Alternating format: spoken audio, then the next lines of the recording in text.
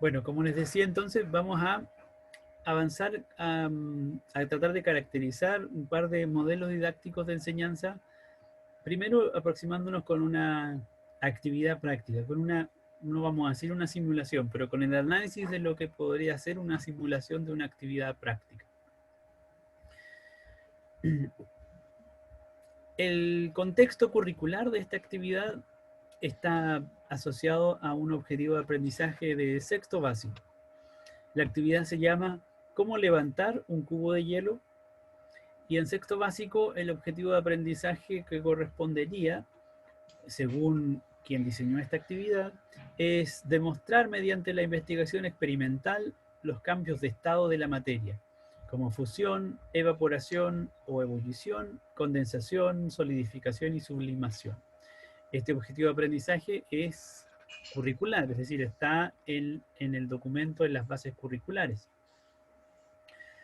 Y para, para situarlo en una clase específica, entonces el profesor o la profesora define a modo de objetivo específico de la clase, vinculado con ese objetivo de aprendizaje, el comparar la fusión con la solidificación del agua. Entonces, vamos a una clase en la cual la profesora o el profesor en sexto básico espera que los estudiantes aprendan a comparar la fusión con la solidificación del agua. Y para hacer eso, el, el profesor o la profesora, por supuesto, reflexiona y propone una manera de abordar la actividad, de abordar el tema. Entonces, para iniciar la clase, le sugiere a los estudiantes esta actividad. ¿Cómo levantar un cubo de hielo con agua? Perdón, ¿cómo levantar un cubo de hielo?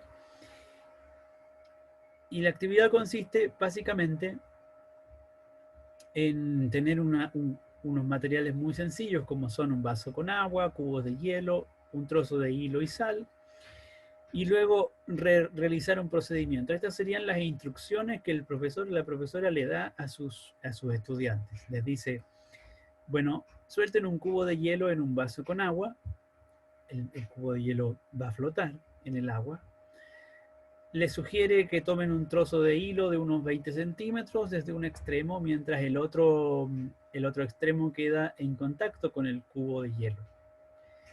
Los estudiantes sostienen el hilo durante un par de minutos o durante algunos segundos y luego levantan el hilo y observan lo que ocurre. Luego los estudiantes repiten lo mismo que hicieron antes, pero antes de levantar el hilo, rocían con unos pequeños gramos de sal el cubo de hielo, después de ponerlo en contacto con el extremo del hilo. Y entonces lo dejan reposar algunos segundos y nuevamente repiten el procedimiento de levantar el hilo. Y en ese caso observan lo que ocurre. Y el profesor les pide a los estudiantes que respondan estas tres preguntas. ¿Se puede levantar el cubo con el hilo sin sal? ¿Se puede levantar el cubo con el hilo con sal? ¿Y cómo se podría explicar lo observado? Entonces se inicia la actividad en la clase básicamente, o se inicia la clase básicamente con esta actividad. Recuerden que el profesor o la profesora lo que espera es que los estudiantes comparen fusión y solidificación. Y entonces lo que queremos ver es si esta actividad les va a permitir a los estudiantes aprender al respecto o aproximarse a esa temática y a ese objetivo de aprendizaje. Tal vez algunos de ustedes o algunas de ustedes han hecho este ejercicio, esta, esta, esta demostración. Si es que no, la podemos observar en el siguiente registro. Aquí vamos a ver justamente más o menos lo que se espera que ocurra de acuerdo a lo que se describía en el procedimiento.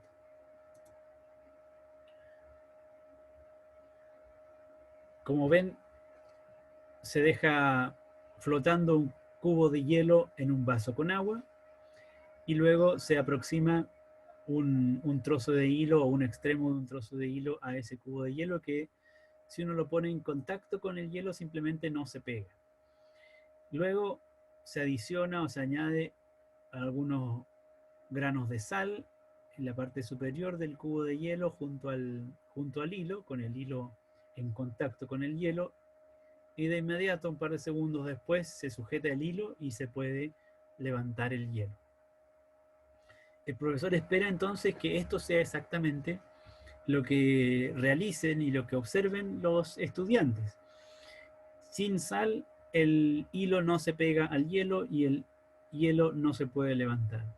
Agregando sal, el hilo se adhiere al hielo y entonces el hielo sí se puede levantar. ¿Han realizado esta actividad? ¿La han visto en algún momento? No, profe, yo nunca la había visto y tampoco la he hecho. Se las recomiendo entonces, pueden hacer la práctica, dado que es tan sencillo, ¿cierto?, contar con estos materiales, y vean si lo que hacen en el video es un montaje o efectivamente ocurre, tal como espera la profesora o el profesor que ocurra en esta clase. ¿Qué creen ustedes que le pase a sus estudiantes con la actividad? ¿Se entusiasmarán? ¿Les gustará o no les gustará? Pensando en un sexto básico.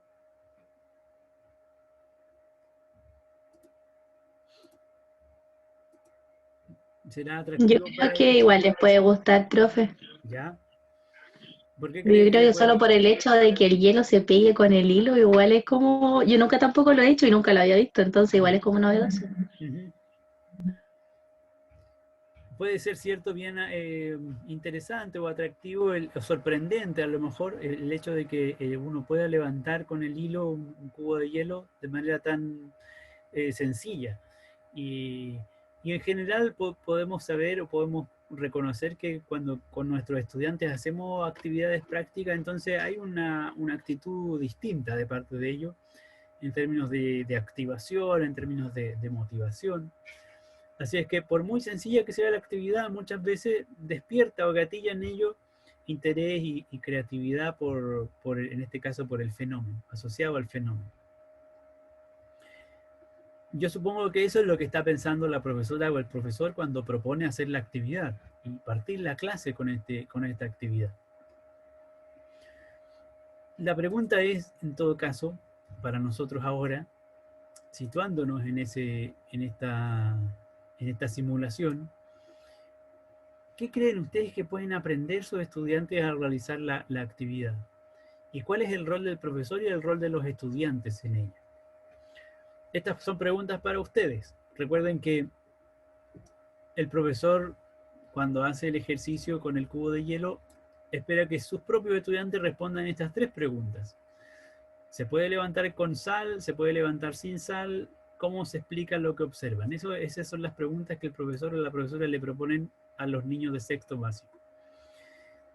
Supongamos nosotros ahora que estamos analizando esta situación, esta dinámica, vemos lo que ocurre en el experimento que los estudiantes hacen y vemos que responden, y entonces nosotros ahora reflexionamos en torno a estas dos preguntas. ¿Qué creen ustedes que pueden aprender sus estudiantes al realizar la actividad? ¿Y cuál es el rol del profesor y el rol de los estudiantes en esta actividad? ¿Qué dirían ustedes en torno a estas preguntas?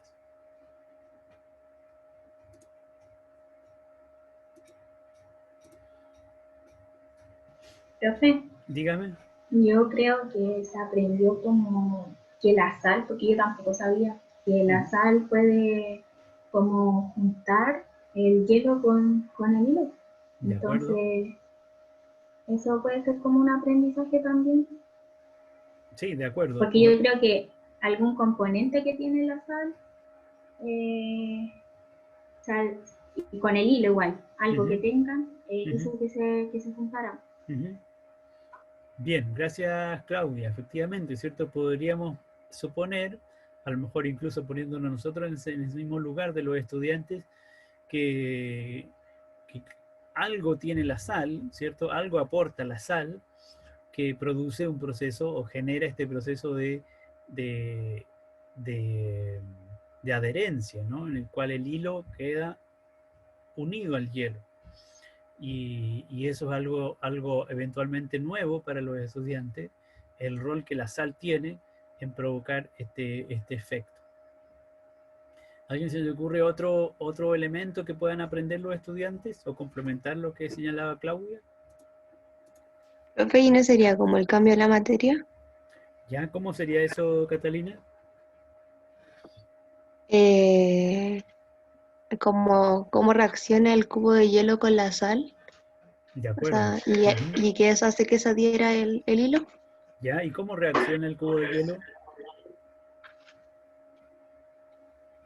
No sé, cómo se solidifica, yo creo, ¿no? ¿Ya? ¿De acuerdo? Mm, A lo mm, mejor ahí aparece uno de los conceptos que el profesor está buscando, la profesora está buscando, es decir, que los estudiantes piensen en solidificación, ¿cierto? Recuerden que el objetivo o el propósito de la clase es que los estudiantes comparen fusión con solidificación. Y para eso parte la clase con esta actividad. Entonces Catalina nos dice, bueno, a lo mejor los estudiantes aprenden justamente que la sal provoca una transformación del hielo, una transformación de la materia, en este caso podría ser solidificación, o a lo mejor es fusión, pero algo en ese sentido los estudiantes podrían comenzar a discutir. ¿A alguien se le ocurre otro elemento o quiere complementar lo que está señalando Catalina?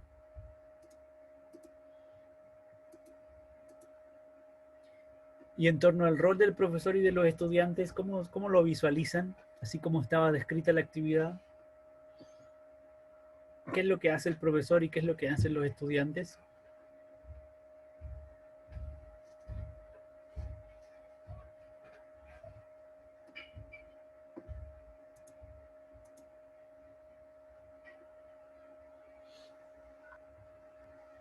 Profe, ¿Sí? puede ser que el profesor da como las indicaciones para hacer esta actividad y como ¿Ya? que va, yo creo que mientras ellos hacen el experimento, él va evaluando también, va viendo Ujú.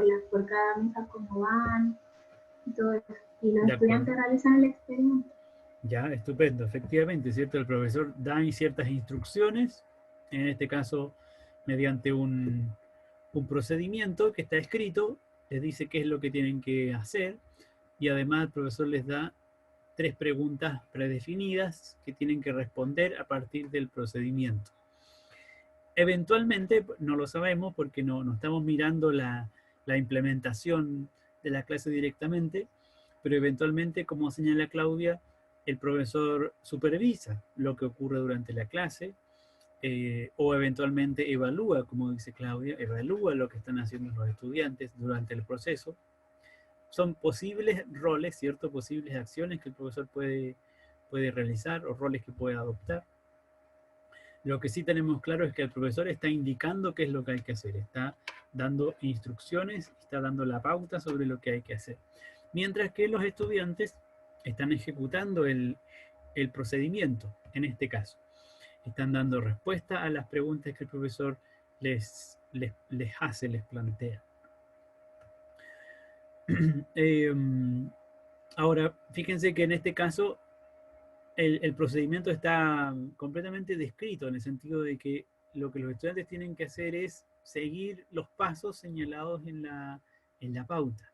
Haga 1, haga 2, haga 3. Esto es lo que señala más o menos la indicación o la instrucción general. Y los estudiantes replican eso. Y por supuesto responden algunas preguntas asociadas a lo que observaron en ese procedimiento. Bueno, esta actividad descrita y analizada de esta forma, uno podría justamente catalogarla o clasificarla dentro de algún modelo didáctico. O la forma en la cual abordemos el desarrollo de la actividad va a, podría responder o va a responder a una cierta manera de concebir o de entender o de organizar la enseñanza. Vamos a ver que así como está planteada la actividad, parece ser que ya sea la actividad corresponde a un modelo de enseñanza por transmisión o a un modelo de enseñanza por descubrimiento. Y para poder tomar esa definición, esa decisión, vamos a ir caracterizando el, cada uno de estos 2 modelos. Ahora, solamente para tener presente el trasfondo de la actividad, es importante reconocer qué es lo que está ocurriendo en este proceso, efectivamente, digamos, en el ejercicio o en el proceso de levantar el hielo con el hilo. La pregunta es, ¿efectivamente los estudiantes aprenderán acerca de la fusión y acerca de la solidificación? ¿Aprenderán acerca de los cambios de la materia? ¿La actividad les resultará pertinente y efectiva para lograr ese propósito que la profesora o el profesor se había propuesto, el de comparar, ¿cierto?, la fusión y la solidificación? Bueno, esto es una breve posible explicación del proceso físico que ocurre justamente en esta situación de ponerle sal al hielo. ¿Cómo uno podría explicar el hecho de que se levanta el cubo después de aplicarle sal? Básicamente porque el agua salada se congela a un punto de temperatura inferior al agua pura o al agua no salada, digamos, al agua dulce. Eso significa que si es que le agregamos sal al hielo, entonces el hielo se funde, es decir, se derrite, ¿cierto? Y cuando eso ocurre, entonces el hilo se moja o se empapa por el agua líquida que penetra por el interior del hilo. Eso es lo que se llama capilaridad.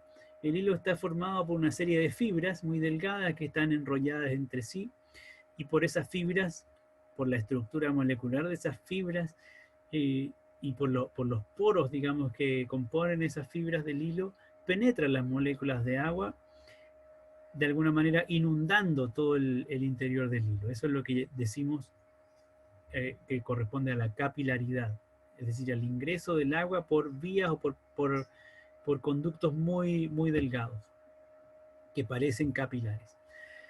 Sin embargo, ocurre que nuevamente el agua que se ha fundido debido a la disolución de la sal, ahora comienza a diluirse nuevamente en el sentido de que hay más agua líquida en contacto con esa mezcla, y por lo tanto empieza a perder salinidad. Como pierde salinidad, entonces comienza nuevamente a congelarse. Y se vuelve a congelar ahora ya no solo el agua que está alrededor del hielo, sino también el agua que está dentro del hilo.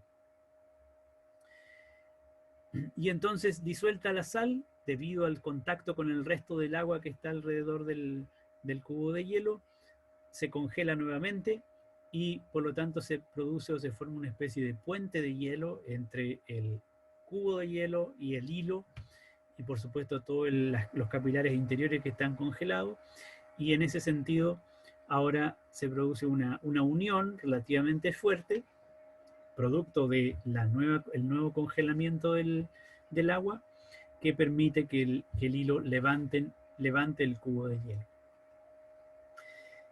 Bueno, esta explicación como trasfondo justamente del fenómeno es interesante porque nos dice o nos muestra que lo que está pasando es bastante más complejo de lo que uno podría en principio imaginar o suponer. Y además tiene algunos, digamos, matices que pueden complicar o pueden dificultar el aprendizaje de los estudiantes.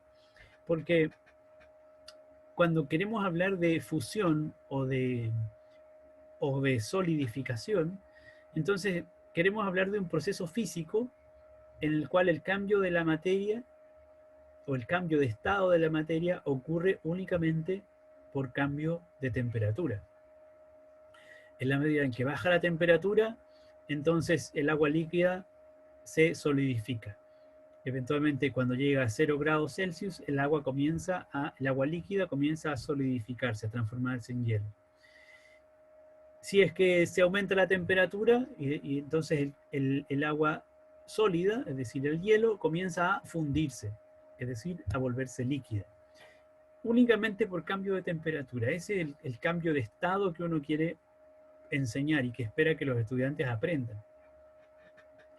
Pero en este caso le están agregando sal, y la sal provoca o genera un fenómeno físico que digamos, está vinculado con la fusión y está vinculado con el congelamiento, pero que involucra otros aspectos que tienen que ver con la salinidad, tiene que ver con el punto de congelación. Y por supuesto los estudiantes no necesariamente manejan estas nociones, especialmente si estamos todavía aproximándonos, ¿cierto?, a la comparación entre fusión y solidificación. Entonces puede ocurrir, como alguna de ustedes mencionaba justamente, que la sal tiene una acción, tiene un efecto sobre el proceso. Y entonces aquí uno puede confundir a los estudiantes, de alguna manera señalándoles que para que ocurra el proceso de transformación o de estado de la materia, hay que agregar un elemento químico, en este caso la sal, ¿cierto?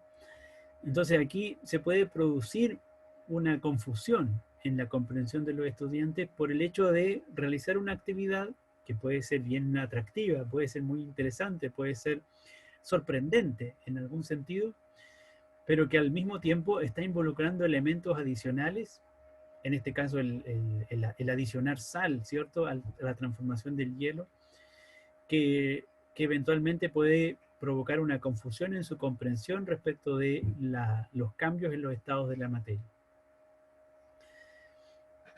Así es que, solamente para enfatizar el punto de que hay que tener mucho cuidado justamente con la elección de actividades o de recursos, con el fin de que esas actividades o recursos promuevan el aprendizaje o el objetivo de aprendizaje que especialmente o específicamente queremos desarrollar. Y por lo tanto, al mismo tiempo, evitar posibles distracciones o posibles confusiones que promovemos sin que muchas veces nos demos cuenta.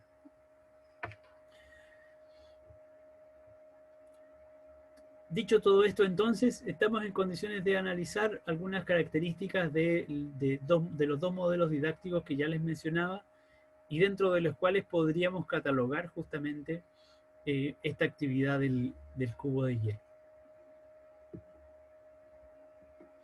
Así que vamos a caracterizar la enseñanza por transmisión y la enseñanza por descubrimiento. Y para hacerlo vamos a recurrir a dos descripciones de clases que desarrollan o abordan la misma temática de maneras bien distintas. Un escenario desarrolla el tema de soluciones y solubilidad de una forma que vamos a identificar como enseñanza transmisiva, y un segundo escenario llamado soluciones de pigmento de remolacha, que aborda el mismo tópico mediante lo que vamos a llamar un modelo de enseñanza por descubrimiento. Luego, después de analizar estas dos clases, vamos a visualizar en cuál de estos dos modelos clasificamos o catalogaríamos la actividad del cubo de hielo.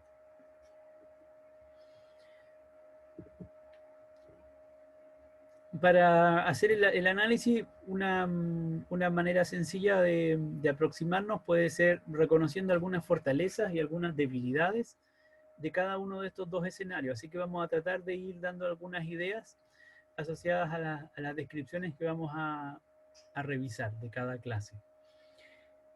En términos de qué aspectos más positivos o fortalezas reconocemos en el escenario de soluciones y solubilidad, que es el primero, y qué aspectos positivos reconocemos en el segundo escenario. Y lo mismo en torno a las debilidades, cuáles aspectos son más deficientes o son derechamente negativos y que preferiríamos descartar o reemplazar. Así es que les pido que estén atentas en estas descripciones que vamos a hacer para justamente poder comparar los dos escenarios.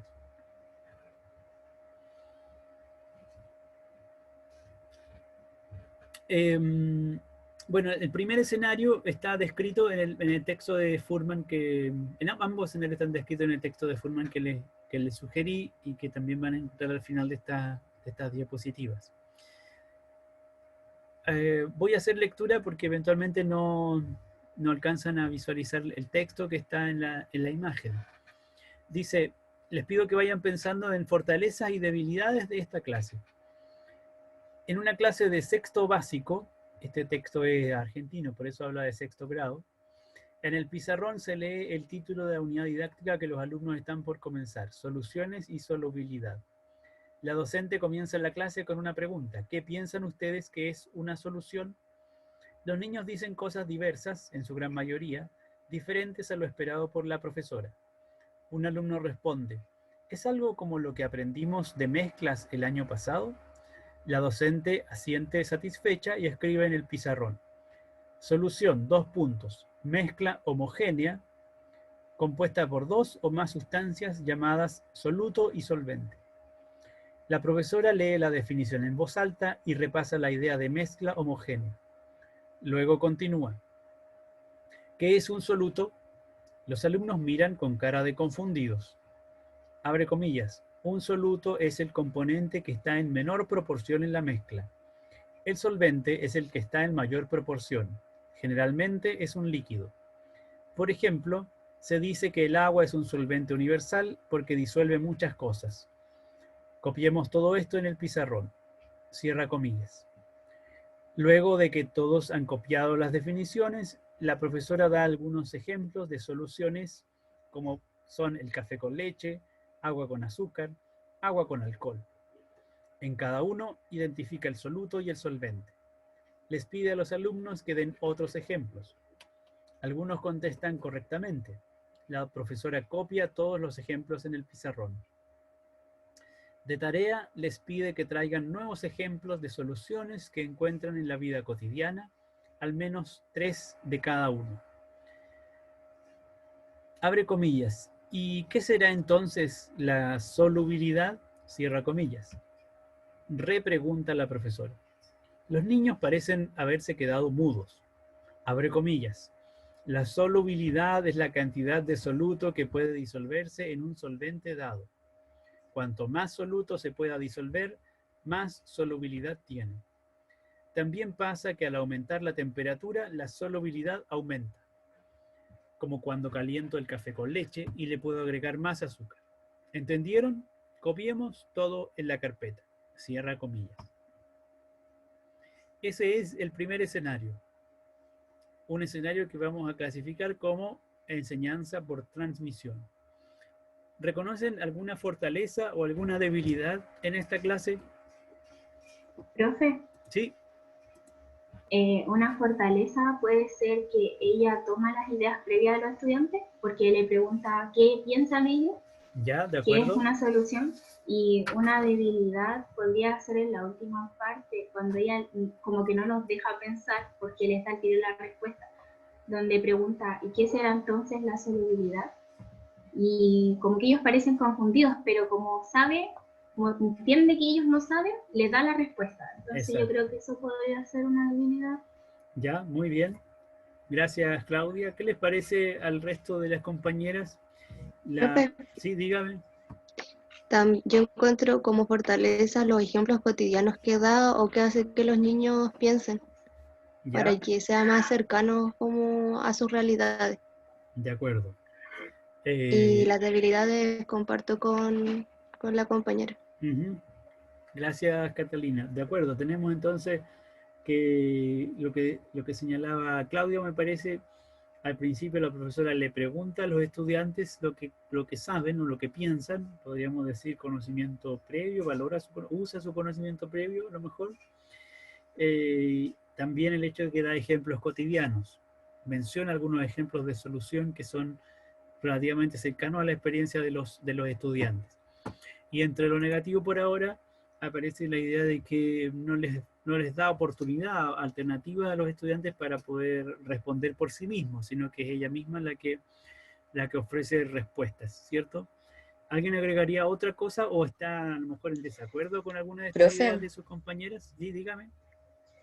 yo creo que otra debilidad sería como que la profesora solo les dicta, como que hace que los niños escriban los conceptos y no los explica así como de una forma más didáctica. ¿De acuerdo? Entonces, fundamentalmente la profesora dicta, ¿cierto?, definiciones y no da explicaciones o no desarrolla explicaciones asociadas a esas definiciones. No me fijé quién estaba comentando ahora. Javiera. Gracias, Javiera. ¿Va a agregar algo más?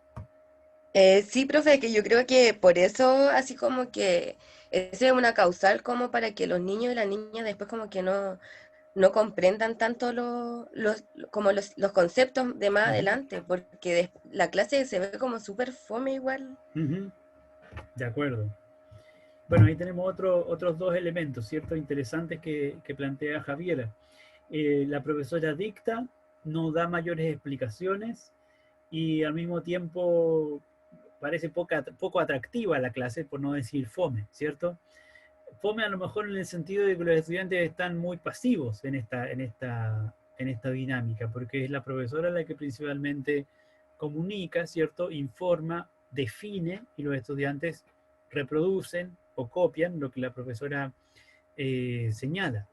Ahora, una observación acerca de lo que decía Javiera también, que tiene justamente que ver con lo que estamos discutiendo, con la idea de modelo didáctico. Fíjense que Javiera dice, la profesora dicta, entrega definiciones sin hacer explicaciones, abre comillas, más o menos así lo dijo Javiera, sin dar explicaciones más didácticas. Solo hacerles notar, y especialmente Javiera para que tome nota, que cuando decimos no hace explicaciones más didácticas, estamos suponiendo, estamos haciendo uso de la idea de didáctica como una cierta forma de entender la enseñanza, en este caso probablemente, justamente de un modo que implique mayor actividad por parte de los estudiantes. Lo que yo les estoy tratando de mostrar ahora es que este ejemplo, que puede ser un poco caricaturesco a lo mejor, pero representa de manera, podríamos decir también general, una forma de enseñar, un modelo didáctico, es también una didáctica, es también una forma de concebir la enseñanza. Entonces, tenemos una manera de concebir la enseñanza que es, por ejemplo, mediante la transmisión de información. Y en este caso el profesor dicta definiciones y los estudiantes las reciben y las copian. ¿Es esto más o menos didáctico que otra forma de enseñar? No necesariamente, es decir, son formas de enseñar. Por lo tanto, en ese sentido, esto es una forma, un modelo didáctico. La profesora tiene una cierta didáctica, tiene una cierta forma de concebir la enseñanza y de ejercer o de implementar la docencia. Y en ese sentido, aquí también hay una concepción didáctica, es decir, la idea de que la clase se debe organizar basada en la transmisión de información, con un rol activo de parte del profesor y con un rol más pasivo de parte de los estudiantes. Por el hecho de que tenga estas características, la clase no deja de tener una cierta concepción didáctica, la tiene tal como cualquier otra clase, ¿de acuerdo? Así que cuidado con esta idea de pensar que la didáctica es algo alternativo a un enfoque tradicional. El enfoque tradicional es una cierta concepción didáctica. Otro enfoque, como el que vamos a ver a continuación, la enseñanza por descubrimiento, es otra concepción o otra perspectiva didáctica para la enseñanza. Lo único que yo agregaría de todo lo que han dicho, que me parece muy pertinente, es que me parece que Claudia señalaba que valoraba como positivo el hecho de que la profesora pregunte al principio, ¿qué piensan ustedes que es una solución? Fíjense que luego dice, los niños dicen cosas diversas, en su gran mayoría diferentes a lo esperado por la profesora. Un alumno responde, es algo como lo que aprendimos de mezclas el año pasado. En realidad el estudiante responde haciendo una pregunta. Y la profesora lo que hace es asentir satisfecha y escribe en el pizarrón una definición. Entonces, efectivamente hay una oportunidad para que los estudiantes aporten o comuniquen sus ideas. La profesora les dice, ¿qué piensan ustedes sobre algo? Pero luego la profesora no se hace cargo o no incorpora en su en su práctica las respuestas de los estudiantes. A lo más afirma a una respuesta a una pregunta que el estudiante le señala y luego de inmediato comunica una definición, transmite o informa una definición. Entonces, cuando decimos o cuando valoramos que un profesor incorpora o hace uso o apela al conocimiento previo de los estudiantes, entonces lo que queremos enfatizar es que especialmente el profesor se hace cargo, incorpora o discute las ideas que los estudiantes proponen en la clase. Y no simplemente formula una pregunta, pero luego no le presta mayor atención a las ideas o a las respuestas de los estudiantes. Así es que hay que tener también ojo en el sentido de que qué significa valorar o incorporar el conocimiento previo y la experiencia previa de los estudiantes. Profe, Sí, díganme. como que es que eso iba a decir que la profesora como que no hace una retroalimentación cuando los niños responden. Como que no les dice si está bien o está mal, solo da ella la definición. De acuerdo. Entonces no hay como una retroalimentación de lo que ellos ya saben. Exactamente. Estupendo. Efectivamente, podríamos decir aquí también hay otra debilidad de la profesora. Y a lo mejor esto podríamos incluso clasificarlo como conocimiento acerca de la evaluación, ¿cierto? Pensando en el CPC. Los estudiantes a lo más hacen algún aporte en la clase, pero la profesora no usa esos aportes, no los retroalimenta directamente, no los refuerza positivamente, ni tampoco los corrige. Lo único que hace es descansar en la entrega de definiciones. Así que podríamos también considerar eso un aspecto, diríamos, débil o negativo de esta clase.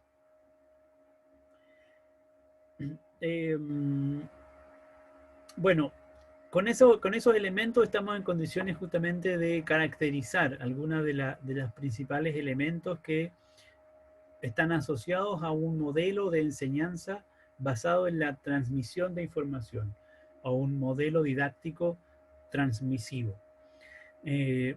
Lamentablemente, como lo mencionaba hace un rato, este modelo de enseñanza resulta muy frecuente al punto que uno puede vincularlo, puede asociarlo a la enseñanza tradicional. Es decir, tradicionalmente se ha enseñado ciencias naturales mediante la transmisión de información, enfatizando el uso de definiciones, por ejemplo, y con poco involucramiento por parte de los estudiantes en la construcción o en la producción de conocimiento científico o en el análisis crítico de conocimiento científico o en el desarrollo de habilidades. Ahora, independientemente de este juicio, que es un juicio, digamos, acerca de lo lamentable que ha sido la difusión de este modelo de enseñanza, tenemos que reconocer que eventualmente hay algunos aspectos positivos que rescatar, como por ejemplo el apelar a conceptos explícitos, el contar con definiciones precisas de algunos conceptos científicos. Y en ese sentido, no necesariamente tenemos que desechar por completo este modelo de enseñanza transmisivo. No se trata de catalogarlo como un modelo completamente equivocado o errado. Toda esta caracterización que hemos hecho es independiente de cuán efectivo o no sea este modelo. Me parece que se va a suspender la conexión en breves segundos, así es que para dar cierre a la clase todavía nos falta una pequeña parte y por lo tanto voy a desconectarme y volver a conectarme de inmediato para analizar un segundo escenario, ¿ya?